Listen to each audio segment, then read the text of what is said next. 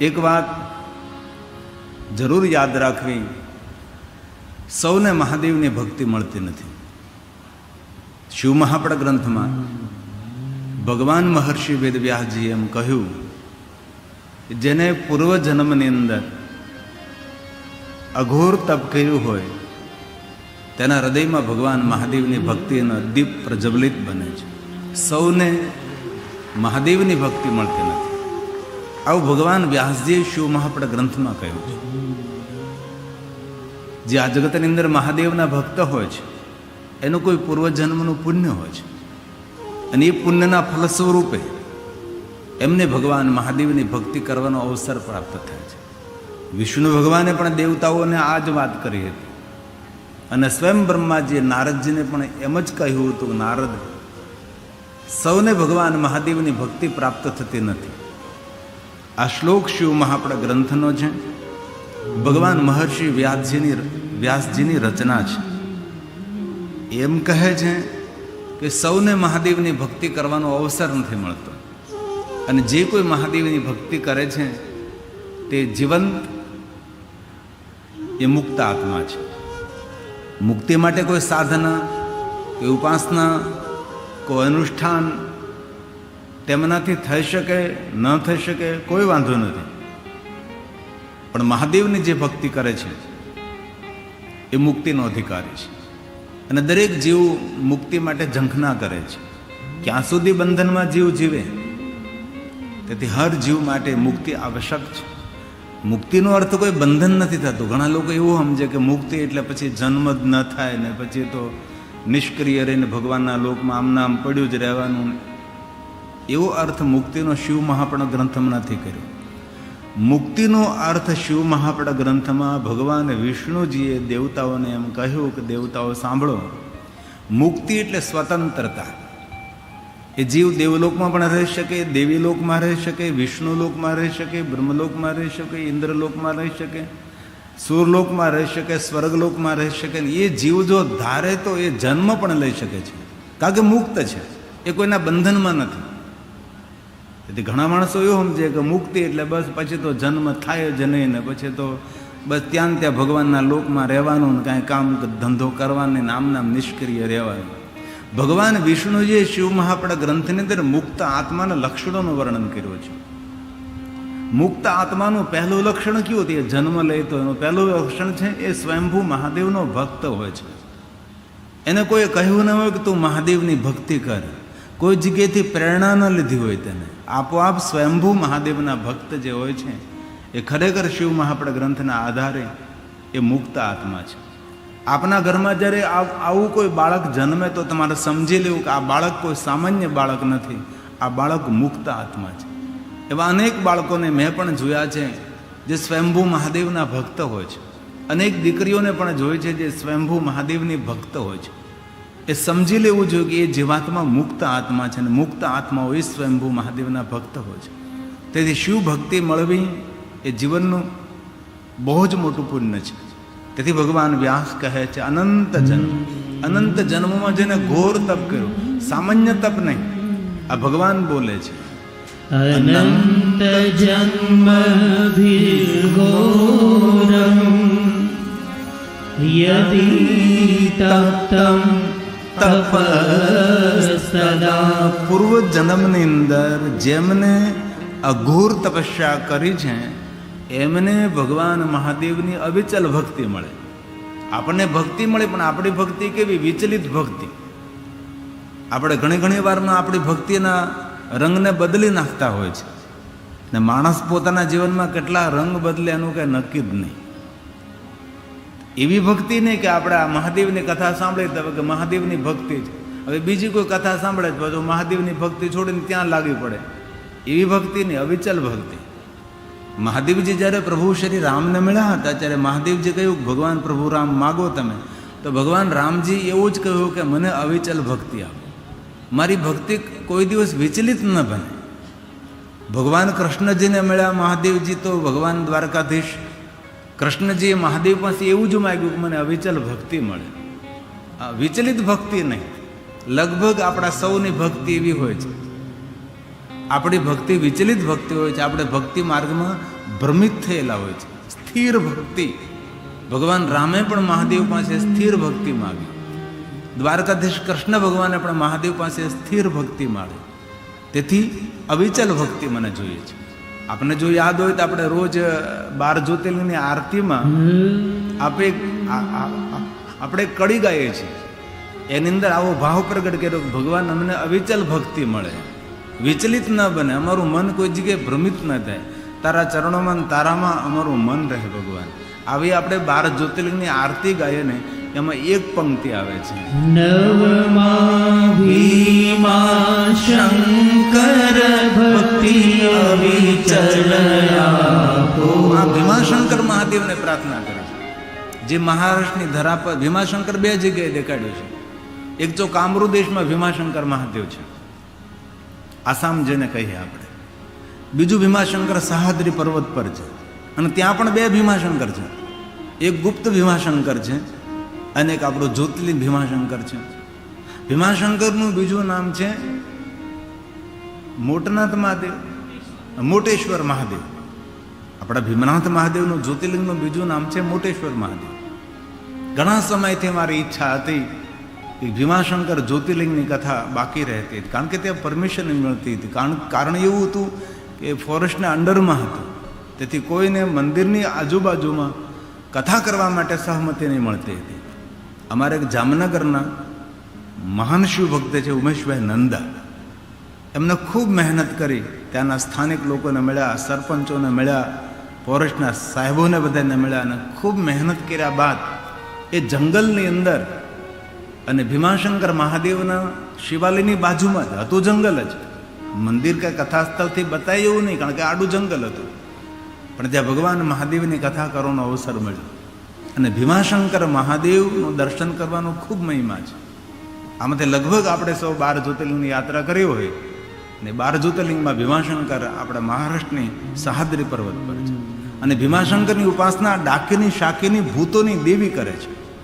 તેથી રાત્રિના સમયે કોઈ શિવાલયમાં રહી શકતું નથી.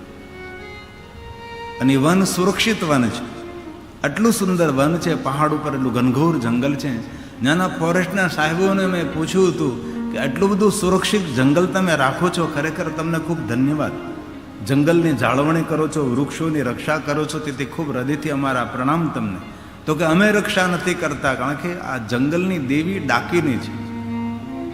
ડાકીની અને શાકીની બંને આ જંગલની રક્ષા કરે છે. તેથી આ જંગલમાં કોઈ પણ માણસ આવે એ વૃક્ષોને તોડતા ઘણા બધા ગભરાય, વૃક્ષોને કાપતા ગભરાય છે. તેથી આ જંગલ આખું સુરક્ષિત અને સલામત છે. એ ડાકીની વન કહેવાય. સહ્યાદ્રી પર્વત પર ડાકીની વન છે. ત્યાં ભીમાશંકર મહાદેવજી બિરાજે છે. યુગ પ્રાચીન મહાદેવ છે, યુગ પ્રાચીન.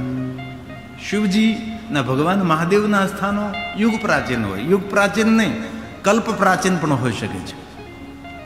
અને આપણે આપણા જીવનને કઈ રીતે ઢાળી દીધું, મહાદેવને છોડીને આપણે ક્યાં ક્યાં ભટકી ગયા, ક્યાં ક્યાં ગયા, શું શું જીવનમાં કર્યું. અને બહુ હૃદયથી સાધુ તરીકે કહું છું, ભૂલથી પણ કોઈ દી મહાદેવને છોડવાની. આપણા હૃદયમાં નિરંતર મહાદેવની ભક્તિનો દીપ પ્રજ્વલિત રહે. તેથી આપણે રોજ આરતીમાં ગાઈએ, ભીમાશંકર મહાદેવને કહીએ, તમને કેવી ભક્તિ મળે? અવિચલ ભક્તિ મળે. નવમા ભીમા શંકર ભક્તિ અવિચલ રાખો, શિવ ભક્તિ અવિચલ રાખો. દશમા શિવ રામેશ્વર, દશમા શિવ રામેશ્વર, સેતુ બંધ સાધ્યા. ઓમ હર હર હર મહાદેવ, ઓમ હર હર હર મહાદેવ. તમારા કુળમાં, તમારા ઘરમાં કોઈ સ્વયંભૂ મહાદેવના ભક્ત હોય તો તમારે સમજી લેવું જોઈએ કે આપણા કુળનો ઉદ્ધાર કરવા માટે આ જીવે જન્મ લીધો છે. આ ભગવાન વિષ્ણુજીના મધુર વાક્યો છે કે દેવતાઓ મુક્ત આત્માને કઈ રીતે તમે ઓળખી શકો એનો જન્મ થાય. તો દેવતાઓએ કહ્યું કે ભગવાન શ્રી હરિ વિષ્ણુજી આપ જ વર્ણન કરો. જ્યારે વિષ્ણુ ભગવાને દેવતાઓને કહ્યું કે સ્વયંભૂ જ્યારે મહાદેવનો ભક્ત કોઈ બાળક જન્મે છે ત્યારે સમજી લેવું જોઈએ એ મુક્ત આત્માએ જન્મ લીધો છે અને કુળનો ઉદ્ધાર કરવા માટે આવ્યો છે. તેથી સૌને મહાદેવની ભક્તિ મળતી નથી એવું ભગવાન વ્યાસજીએ શિવ મહાપણા ગ્રંથમાં કહ્યું છે. અઘોર જન્મનું પુણ્ય, પૂર્વ જન્મનું પુણ્ય, ત્યારે ભગવાન મહાદેવની ભક્તિ તરફ જીવાત્મા પ્રેરિત બને છે. આમનામ સૌને ભગવાન મહાદેવની ભક્તિ ન મળે. આ ભગવાન બોલ્યા છે, અનંત જન્મ વિઘોરમ યદિ તપ્તમ તપસ્તદા ત્વયિ ભક્તિર મહાદેવો ભવિતાયન પાયિની ભવિતાયન પાયિની. ત્યારે તેમને ભગવાન મહાદેવની ભક્તિ મળે છે. એક એક શ્લોક શિવ મહાપણા ગ્રંથના પુણ્ય આપનારા છે. આવા ભગવાન મહાદેવજી ઉદાર છે. તેથી સૌએ ભગવાન મહાદેવની ભક્તિ કરવી જોઈએ. નારદજીએ ભગવાન વિષ્ણુનો અનાદર કર્યો, મહાદેવના ગણોને શ્રાપ આપ્યો. તે નારદને શું મળ્યું? સંતાપ મળ્યો, ઉદ્વેગ મળ્યો. તો નારદજીએ ભગવાન વિષ્ણુજીને હાથ જોડીને કહ્યું કે ભગવાન વિષ્ણુજી, મને સંતાપ થવા લાગ્યો છે. બીજાનો અનાદર કરીએ, અપમાન કરીએ, બીજાની નિંદા કરીએ, કોઈને શ્રાપ દઈએ તો એના બદલામાં આપણને શું મળે? તો કે સંતાપ મળે, ઉદ્વેગ મળે, ભય મળે, અશાંતિ પ્રાપ્ત થાય. તેથી નારદજીની માનસિકતા એ ડામાડોળ થઈ ગઈ. નારદજી હાથ જોડીને ભગવાન વિષ્ણુને કહ્યું કે મને સુંદર કાંઈ માર્ગદર્શન પૂરું પાડો તમે, કે હવે મારે સંતાપમાંથી બહાર નીકળવું હોય તો શું કરવું જોઈએ? ત્યારે ભગવાન વિષ્ણુજી નારદજીને કહે છે કે હું તમને સુંદર 3 માર્ગો દેખાડું છું, જેનું દર્શન આપણે કાલ કર્યું હતું. અને ભગવાન વિષ્ણુજીએ પહેલી વાત કહી નારદજીને કે નારદજી, મનને શાંત કરવા માટે ભાલમાં ભસ્મનું ત્રિપુર્ણ કરો. ભલે આપણે બહાર નીકળતા હોય, વ્યવસાય માટે જતા હોય, ઓફિસમાં જતા હોય, ત્યારે ભસ્મનું ત્રિપુર્ણ ન કરો, કાંઈ વાંધો નહીં. આપણા માણસોને શરમ આવે. શા માટે ભાઈ? પહેલાં વિધર્મી લોકો દાઢી રાખે, મૂછ નથી રાખતા, કેટલા ખરાબ દેખાય છે, છતાં એ લોકોને શરમ નથી આવતી તેના ધર્મનું અનુસરણ કરવાની. આપણને ભાલમાં તિલક કરતા, આપણને ભાલમાં ચાંદલો કરતા, આપણને ભાલમાં આપણા ભગવાનનું ચિહ્ન ધારણ કરતા આપણને ખબર નહીં શા માટે. તે પહેલે દિવસે પણ કહ્યું હતું કે હંમેશા કપાળમાં ચાંદલો કરવો. બહેનો તો ચાંદલો કરતી હોય, ભલે પ્લાસ્ટિકનો તો પ્લાસ્ટિકનો, પણ કરે તો છે. તેથી કુમકુમ, ચંદન અથવા ભસ્મ. ભગવાન વિષ્ણુએ કહ્યું કે મન જ્યારે સંતાપિત હોય ત્યારે ભાલમાં ભસ્મનું ત્રિપુર્ણ કરવું. આ ભગવાન વિષ્ણુજીએ નારદજીને કહ્યું. અને બીજી વાત ભગવાન વિષ્ણુજીએ નારદને કહી કે તમારે પંચાક્ષર મંત્રનો જાપ કરો. જે આદિ મંત્ર છે, મૂળ મંત્ર છે, મહામંત્ર છે, શ્રેષ્ઠ મંત્ર છે, સર્વોપરી મંત્ર છે. મંત્રનો પણ મંત્ર છે, દરેક મંત્રનું જન્મસ્થાન છે. દુનિયામાં ઓમ નમઃ શિવાય મંત્રથી કોઈ મહાન મંત્ર નથી અને મહાદેવથી કોઈ મોટા દેવ નથી. એક મહાદેવનું આરાધન કરો એટલે વિશ્વના દરેક દેવી દેવતાઓનું, ગ્રહ નક્ષત્રોનું આરાધન મહાદેવની આરાધનમાં છુપાયેલું છે. કોઈ ઘરે આપણે હાગમટે જમવાનું આમંત્રણ આપવા જાય કે ઘરના બધા લોકોને કહેવા નથી બેતા. ઘરના દાદા હોય એને કહી દે કે દાદા તમારા ઘરે હાગમટે જમવાનું છે, એટલે દાદાને કહી દીધું એટલે પૂરેપૂરા કુટુંબ પરિવારને એ નિમંત્રણ મળ્યું કહેવાય. ભગવાન મહાદેવને આપણે શું કહીએ? શંકર દાદા. સૌનો દાદા હોય તો મહાદેવ છે. તેથી મહાદેવનું આરાધન, મહાદેવની ઉપાસના જેમને કરી લીધી તેને સમજેલું દરેક વિશ્વના દેવતાઓનું આરાધન તેને પ્રેમપૂર્વક કરી લીધું છે. તેથી ભગવાન વિષ્ણુજીએ નારદજીને એમને કહ્યું કે તમે મારા મંત્રનો જાપ કરો, તમે ઓમ નમઃ શિવાય મંત્રનો જાપ કરો, તમારું સર્વ રીતે મંગલ થશે. અને દરેક કામના, મનોકામના પૂર્ણ કરનારો આ મંત્ર છે. અને ભૂલથી પણ એવું ન સમજવું કે ઓમ નમઃ શિવાય મંત્ર સામાન્ય મંત્ર છે. મહાદેવને જે સામાન્ય દેવ તરીકે જુએ, ઓમ નમઃ શિવાય મંત્રને જે સામાન્ય મંત્ર તરીકે જુએ છે, તેના પુણ્યનો ક્ષય થાય. તેથી કોઈ દિવસ ભૂલથી પણ આવી ભૂલ ન કરવી. આટલો મહાન મંત્ર ઓમ નમઃ શિવાય છે. બધી જ કામનાઓની પૂર્તિ કરનારો મહામંત્ર છે. આપણે 9 દિવસ ઉપર ઓમ નમઃ શિવાય મંત્ર ઉપર પણ બોલી શકીએ એટલું ભગવાને વ્યાસજીએ શિવ મહાપણા ગ્રંથમાં આ મંત્રનો મહિમા ગાયો છે. અને વિશ્વના દરેક દેવતાઓ આ મંત્રનો જાપ કરે છે. ભગવાન મહર્ષિ વેદવ્યાસજી પણ આ મંત્રનો જાપ કરે છે. અને ભગવાન વિષ્ણુજીએ ત્રીજી વાત કહી નારદજીને કે નારદજી આપ રુદ્રાક્ષને ધારણ કરો. મહાદેવજીને રુદ્રાક્ષ પણ વાલા છે અને મહાદેવજીને રુદ્રાક્ષ પહેરનારો પણ બહુ વાલો છે. ભગવાન મહાદેવજી ભવાનીને કહ્યું શ્રૂયતામ તું મહેશાને, હે મહેશ્વરી તમે સાંભળો, હું તમને રુદ્રાક્ષનો મહિમા તમને સંભળાવું છું. ભક્તોના હિત માટે, ભક્તોના કલ્યાણ માટે હું તમને રુદ્રાક્ષનો મહિમા કહીશ કે જે માણસ રુદ્રાક્ષને ધારણ કરે છે એનું કેટલું સર્વ મંગલ ને સર્વ રીતે કલ્યાણ થાય છે. આ બધા શ્લોકો ભગવાન મહાદેવે ગાયા છે. ભગવાન શિવજીએ સ્વયં ભવાની પાર્વતીને કહે છે કે પાર્વતી તમે સાંભળો, અને સ્વયં મહાદેવ બોલે છે શ્રૂયતામ તુ મહેશાની. હે મહેશ્વરી આદરપૂર્વક સાંભળો. એક એક શ્લોક મહાદેવની વંદના છે. અને સ્વયં શંકર ભગવાન કહે, કોને કહે? મહેશ્વરીને કહે છે. કારણ કે જેટલા મહાદેવના નામ છે એટલા જ મહાદેવીના નામ છે. શિવ તો શિવાની, કાલ તો મહાકાલી, જેટલા જેટલા મહાદેવના નામ. મહેશ તો મહેશ્વરી, દેવ તો દેવી, મહાદેવ તો મહાદેવી. અમારે આજે હમણાં કથા હતી અમારે દશરથભાઈ પટેલ અને ભારતીબેન પટેલની થઈ. અમારે નીતિશભાઈ દવે અમારા આચાર્ય હતા, આગળ મેં ટીવીમાં જોયા. ખૂબ આપનું હાર્દિક સ્વાગત ને હૃદયથી સ્વાગત છે આપનું. ખૂબ હૃદયથી પ્રણામ. ખૂબ તાલી વડે અમારા સરળ સાદા અને વિદ્વાન બ્રાહ્મણ છે. 9 દિવસ સરસ મજાની અમને સૌને ભગવાનની પૂજા કરાવી હતી. બહુ હૃદયથી આપનું સ્વાગત છે. તો ભગવાન સ્વયં મહાદેવ બોલે છે શ્રૂયતામ શ્રૂયતામ તુ મહેશાની રુદ્રાક્ષ મહિમા શિવે. સ્વયં મહાદેવજી જગતના કલ્યાણ માટે સ્વયં મહાદેવજી રુદ્રાક્ષનો મહિમા કહે છે. કથયામિ તવ પ્રીત્યા. તમારા પર પ્રેમ રાખીને કહું છું, સાંભળો તમે. ભક્તાનાં હિતકામ્યયા. ભક્તાનાં હિતકામ્યયા.